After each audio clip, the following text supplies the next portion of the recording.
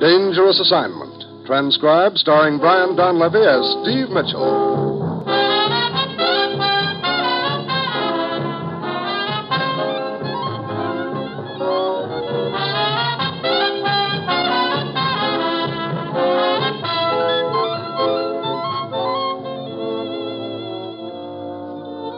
Yeah, danger is my assignment. I get sent to a lot of places I can't even pronounce. They all spell the same thing, though, trouble. But when I walk into the commissioner's office, I don't realize that this assignment's going to show that sometimes the only way you can win is to let the whole deal go up in smoke.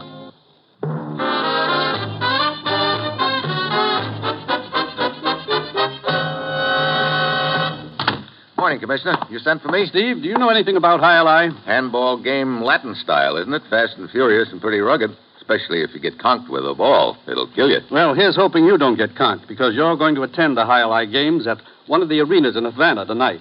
And you're going to bet on the team of Danielle and Scobo. Are they good? Haven't the faintest idea. We're only interested in the man who is going to take your bet. Look, what's this all about, Commissioner? For some time now, we've been trying to crack down on a smuggling ring operating out of Havana, running a regular shuttle between Florida and Cuba. What are they running? You name it. Everything in the book, including illegal entry now and then.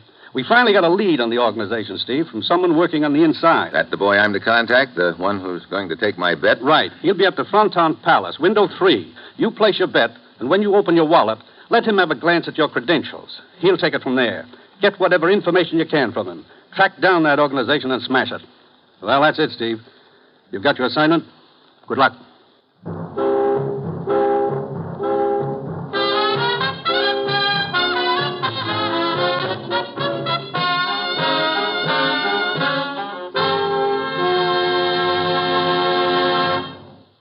The National Broadcasting Company is presenting Dangerous Assignment, starring Brian Donlevy in the role of Steve Mitchell, colorful two-fisted government agent. At all those places of the world where danger and intrigue walk hand in hand, there you will find Steve Mitchell on another Dangerous Assignment. Sure, I've got my assignment. Get down to Havana, bet a couple of bucks on a team of highlight players, and hope it pays off with the information we need to nail a ring of smugglers operating between Cuba and the United States. It's late afternoon when my plane sets down in Havana. I check in at my hotel, and that night I wander over to the Fronton Palace, a large indoor arena used for highlight games. Their teams on the floor are going at it hot and heavy, and the crowd is building steam. I watch them for a while, and then I ease over to the window number 3 to place my bet. Si, senor? I'll put a 5-spot on Daniele and Scobo. Si. Got quite a crowd here tonight. Tonight and every night, senor. High-Lie is a very popular sport in Havana. Here you are. Thanks. Here's your 5. Gracias, senor. There is an alley in back of the building. I will be waiting in my car. Half an hour, senor Mitchell. I'll be there.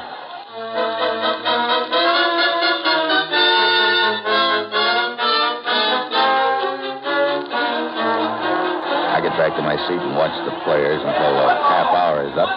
Then I ease around to the alley in the back.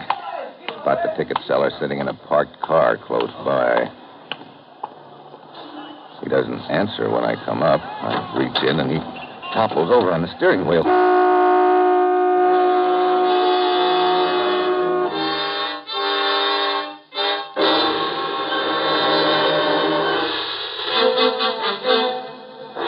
Unmarried. He has worked at the Fronton for the past 2 years. And Francisco Rodas, no police record. That's all we have on the dead man, huh, Lieutenant? Unfortunately, yes. You say he was involved with the smuggling ring, Senor Mitchell? So we were led to believe he was going to fill us in on it. Only somebody with a knife got to him first. Someone obviously from the organization. They must have known he was going to talk. Yeah. Where was Rhoda staying? According to his identification card, 36 Paseo de Baracoa. Let's go over and shake it down.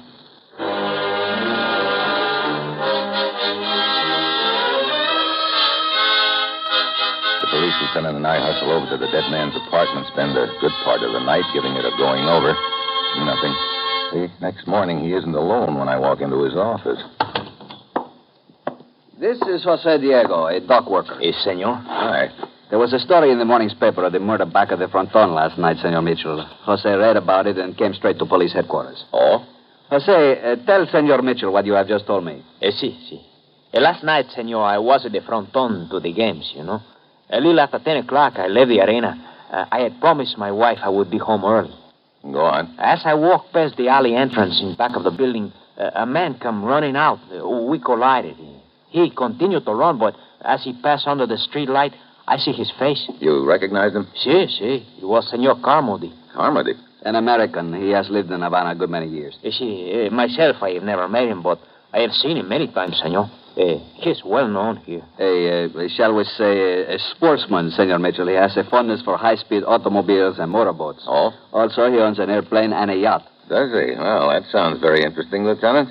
Yeah, very interesting. I suggest we pay a call on Senor Carmody. I second the motion. Oh, by the way, you mentioned you had placed a bet at the fronton on Danielle and Scobo. That's right. Don't tell me They that... lost.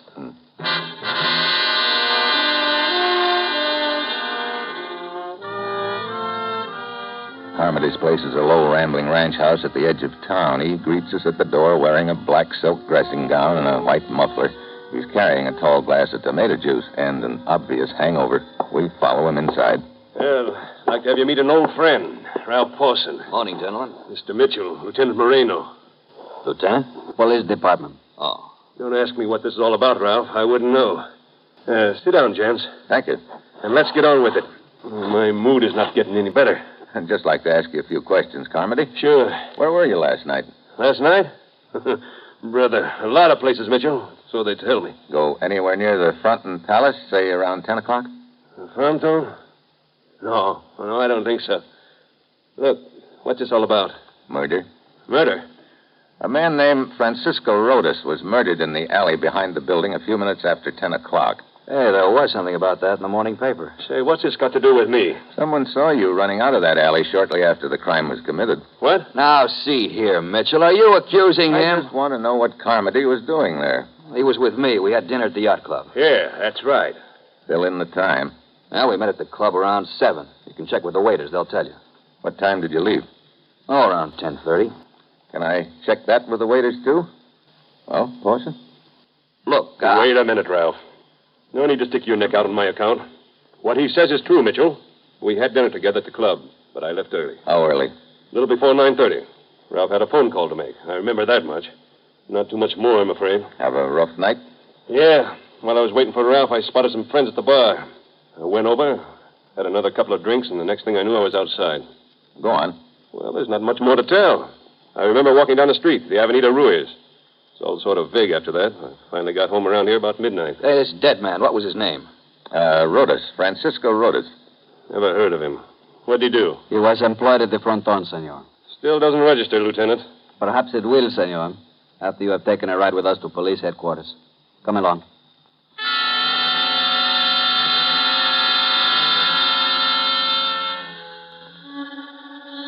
We take Carmody down to the brig. The witness, Jose Diego, positively identifies Carmody as the man he saw running away from the scene of the crime, and the local law books Carmody on suspicion of murder. A few minutes later, friend Pawson shows up with a lawyer in tow. The lawyer goes in to see Carmody, and Pawson tags after me as I walk out of police headquarters. I spend the next couple of hours with him as he fills me in on Carmody, and the rest of the afternoon checking on names and addresses he's given me. It all adds up to a big nothing. Late in the day, I wind up on the Avenida Ruiz near the yacht club. I've got a copy of the morning newspaper with me, Carmody's picture on the front page. I show it around, peddlers, shopkeepers, bartenders. No one remembers seeing Carmody last night until I run into a cab driver several blocks down the street. This one, senor. Oh, si, I remember him. Oh, boy. $10 American he give me. You sure this is the man? Si. Could I forget $10? Where did you pick him up? Right here in this corner. What time? Oh, was early, I think. How early? Just early. 9:30 or so? Si, it's possible 9:30. Where did you take him? To the Fronton Palace? Fronton? No, senor, no. I drive him to Sebastian's casino. It's on the other side of town. Oh.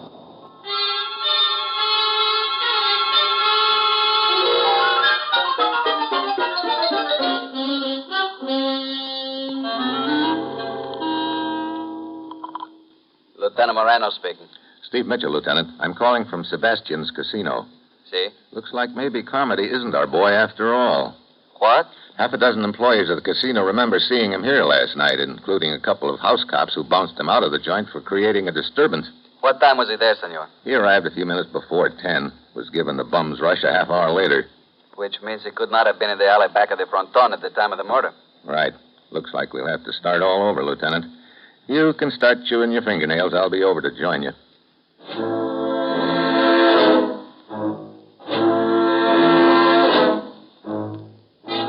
I hurry out of the casino, start down the narrow street, but I don't get very far. A car suddenly pulls away from the curb across the way. I duck, but not fast enough.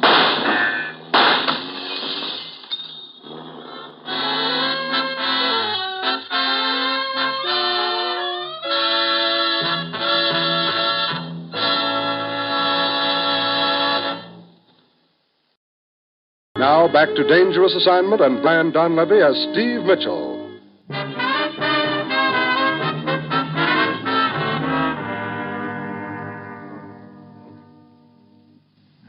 So, you are all right. Huh? Oh, Lieutenant Moreno. Sure, I'm just dandy. Brother, my head. A scalp wound. The doctor, as you see, has bandaged it. How'd they get here? A cab driver brought you in. What happened? I got shot at as I was leaving the casino. After you telephoned to me that Camorri was in the clear? Yeah, he must be. All of those witnesses there couldn't have lied. They all swore Carmody was there at the time of the murder. I think we ought to have another talk with our obliging little witness, Jose Diego. No, Mitchell, Lieutenant Moreno, I swear to you, I'm telling the truth. Look, how could you have seen Carmody in the alley behind the Fronton Palace when half a dozen people swear he was in the casino at the time? Well, how do I know how such a thing could be? All I know is it was. Lieutenant Moreno speaking. What? But... Very well, send her in. That will be all for the present, Diego. You will wait in the next room. Si.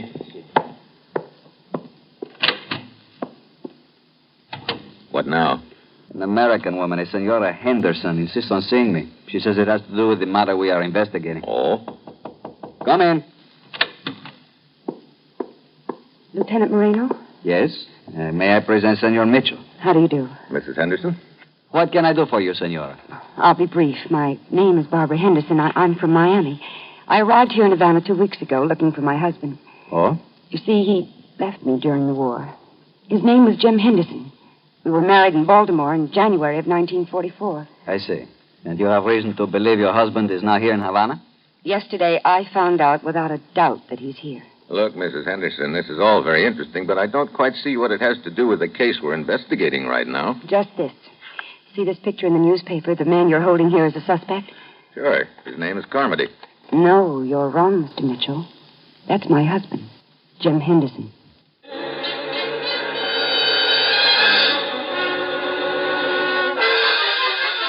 Lieutenant and I look at each other. All of a sudden, the whole case is busted wide open again. We have Carmody brought in from his cell. Mrs. Henderson promptly drapes herself on him. Jim. Hey, what is this? Oh, Jim, please. Why did you leave me? Look, what gives here? Who is she, Mitchell? Mrs. Henderson. And she says you're Mr. Henderson. What? Jim, don't do this to me. Look, I've never seen this dame before in my life. Why, you... He's lying, Lieutenant. He is Jim Henderson. We were married in Baltimore in January 1944, and he deserted me. Guess again. I was in the Army in Europe in January 1944. I couldn't have married this babe in Baltimore. You were in the Army, huh? I sure was. You can check that, Mitchell. Don't worry, Carmody. I will.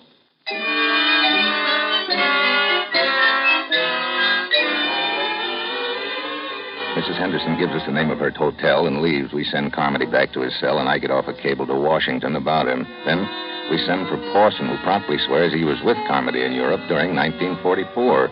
The three of us wait in Lieutenant Moreno's office for a reply from Washington. Every time Pawson finishes a cigarette, he methodically rips open the paper, scatters the tobacco flakes in the ashtray, and crumples the paper into a tiny ball. Finally, Moreno can't stand it anymore. Why do you do that? Nerves? That's Army, isn't it, Pawson? Yeah. If you ever had a police at camp yard, you'd know why, Moreno. The tobacco flakes mingle with the dust, and the crumpled up paper is a lot less noticeable than a cigarette butt on the ground. Very sensible. Yeah, Carmody taught me that when we were in together. Hey, look, when are you guys going to lay off him? I told you we were in Europe together. How could he have married that woman? How could he have anything to do with any of this? Come in. Ah, the answer to your cable, Mitchell. Yeah. Well?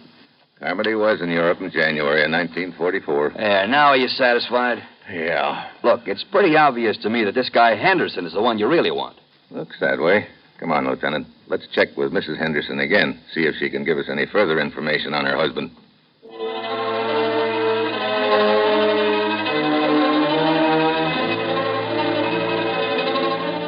We check at Mrs. Henderson's hotel, but she's not in.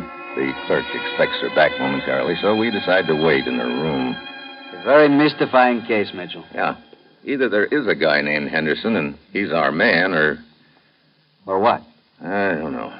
Something bothering me about this whole setup. What is it? Can't put my finger on it. I know what you mean. I wish Mrs. Henderson would show up. It has only been a few minutes. You cigarette? Thanks. You know, this whole deal has been one big merry-go-round. It's cost us a lot of time, Moreno. You're right. But what else can we do? That's a good question. Hey, wait a minute. What is it? This ashtray. See, what about it? Take a look. Just a couple of cigarette butts with lipstick and Mitchell. Yeah. Flakes of tobacco and tiny balls of cigarette paper. Awesome. Brother, I said this deal had cost us a lot of time. That's just the way it was planned. Come on.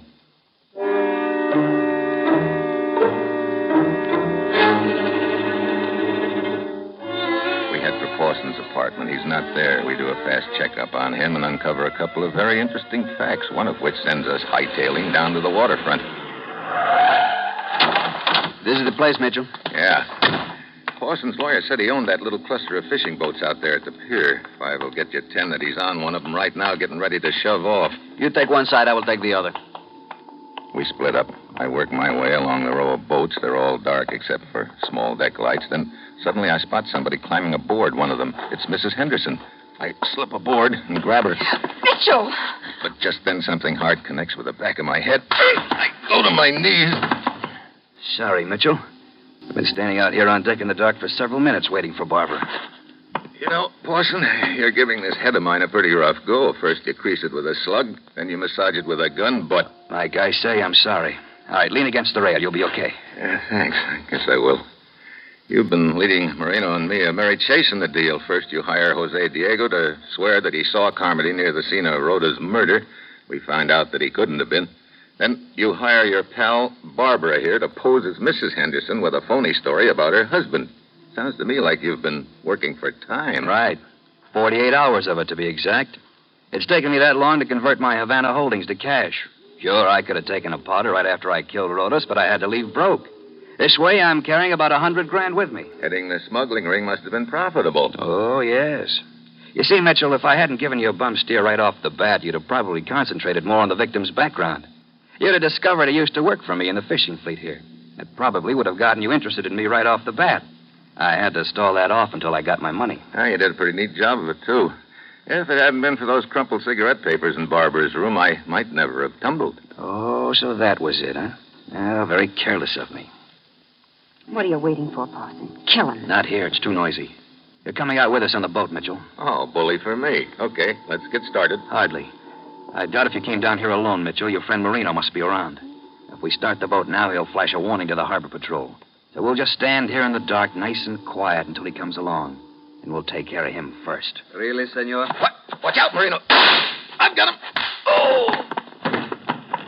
Sorry, Barbara, old girl, but you're not leaving. Let go. Oh, relax. You okay, Lieutenant? Yes, his shot was quite wild. And before I could return it, you had taken care of him quite effectively. Well, I sort of felt I owed him that. How'd Marina know you were on this boat, Mitchell? His signal told me. Signal? Sure. Parson gave the idea when he told me to lean on the rail. See that little black deck light beside it? I was passing my hand back and forth in front of it while I was talking to Parson. My body screamed it from you. I figured the flashing light would bring Marino. Which you did, in the nick of time. Yeah, I guess you might say you finally saw the light, huh?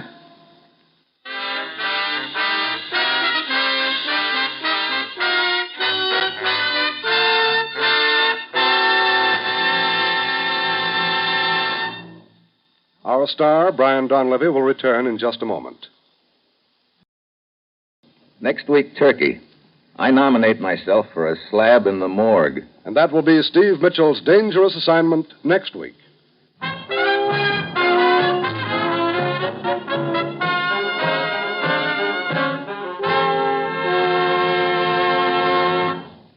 Included in tonight's cast were Harry Bartell, Tony Barrett, Nestor Paiva, Herb Ellis, and Kay Stewart. This is John Storm speaking.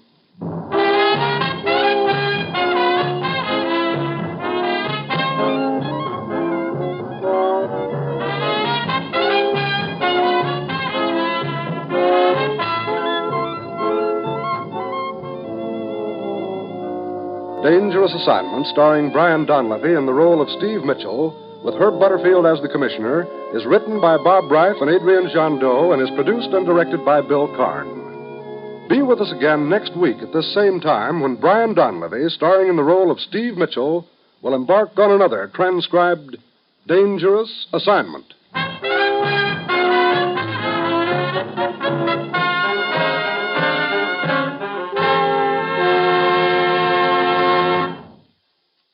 On NBC.